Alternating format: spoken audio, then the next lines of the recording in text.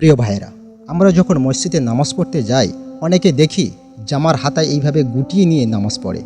আসলে ভাই এ সম্পর্কে কোরআন হাদিস কি বলছে? জামার হাতায় গুটিয়ে নিয়ে নামাজ পড়লে নামাজ কি হবে? আগে আমাদের জানতে হবে এ সম্পর্কে কোরআন হাদিস কি বলছে, তারপরে এই কাজটা করা দরকার আমাদের। তাই আসুন আমরা আজকের এই ভিডিও থেকে এ সম্পর্কে কিছু আলোচনা করব। তাই ধৈর্য সহকারে পুরো ভিডিওটা দেখতে থাকুন। দেখার পর অবশ্যই ভিডিওটা শেয়ার করে সবাইকে জানিয়ে দেবেন, কারণ অনেকে ভুল করছে, না জেনে ভুল করছে। তারা যেন এই ভিডিওটা দেখার পর এই ভুলটা না আর করতে পারে। তাই এই ভিডিওটা বেশি করে শেয়ার করে সবাইকে জানিয়ে দেবেন। আর আপনি যদি এই ধরনের ভিডিও পেতে চান তাহলে আমাদের চ্যানেলটি সাবস্ক্রাইব করে পাশে থাকা বেল আইকনটি প্রেস করে রাখুন।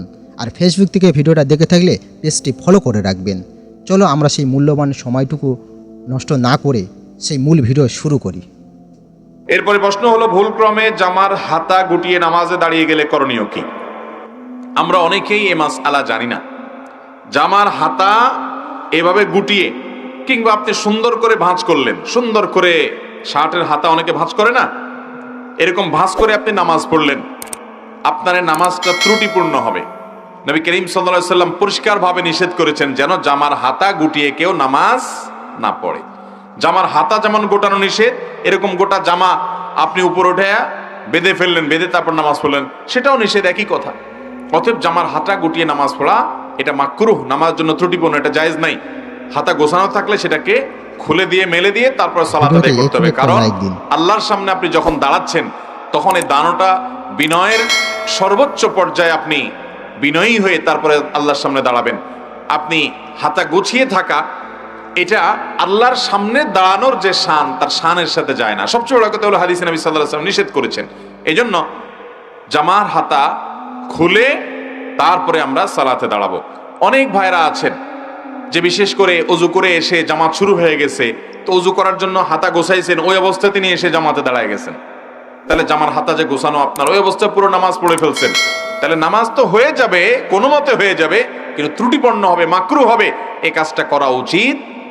অতএব আপনি হাতা নামিয়ে তারপর নামাজ শুরু করবেন, অথবা তাড়াহুড়া করে শুরু করছেন, যেমন প্রশ্নকর্তা লিখেছেন যে ভুলে গেছেন, তাহলে এবার নামাজের মধ্যেই আমলে কাসির যেন না হয়, আলতো করে আপনি জামার হাতাটাকে ঠিক করে ফেলেন। কথা বুঝে আসছে? অনেকে প্যান্ট ভাঁজ করে নামাজ পড়ে, আছে না নাই? এই যে প্যান্ট ভাঁজ করে নামাজ পড়ে, এটার মাসালা কি?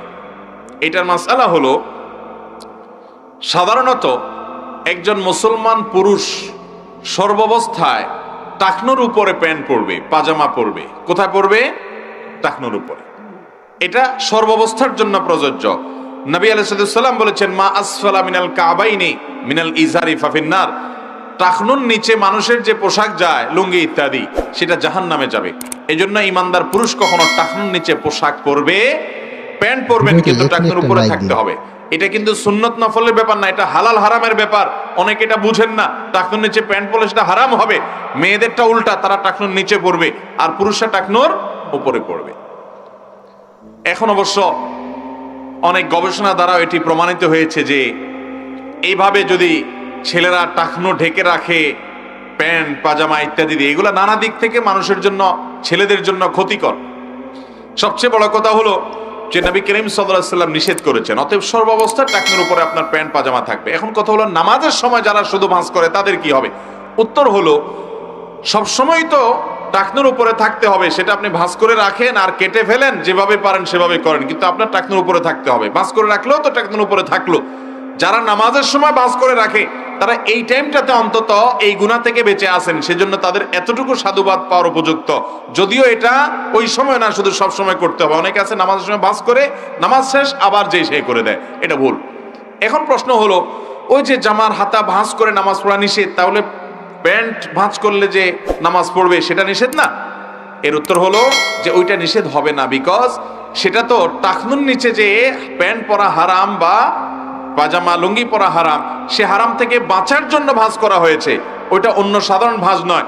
এই জন্য সৌদি আরবের সর্বোচ্চ উলামা পরিষদ এবং স্থায়ী ফতোয়া কমিটির ফতোয়া আছে ব্যাপারে, যে প্যান্ট যদি কেউ ভাঁজ করে টাকনুর নিচ থেকে প্যান্ট যাওয়ার কারণে যে হারাম হবে, সেটা থেকে বাঁচার জন্য ওইটা এক্সেপশন, ওইটা করলে জায়েজ আছে, কিন্তু সেটা করলে ফুল টাইম করতে হবে এবং পরবর্তীতে প্যান্ট ছোট করে ফেলতে হবে।